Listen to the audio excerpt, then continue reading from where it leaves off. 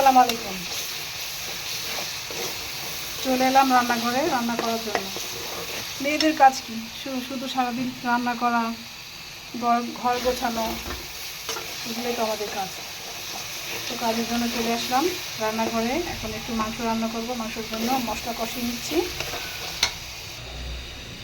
মাংসটাকে কেটে ধুয়ে নিয়েছি,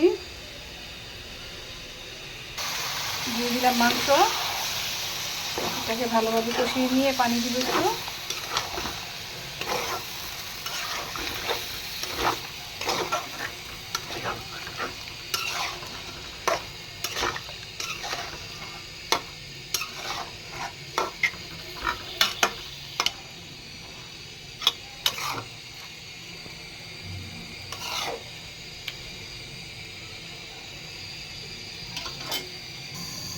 এবার একটু ঢাকনাটা তুলে দিচ্ছি, মাংসটা কোন পর্যায়ে হচ্ছে।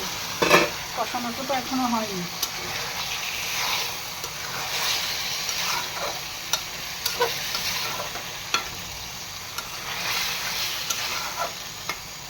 তো ভালো থাকবেন সবাই।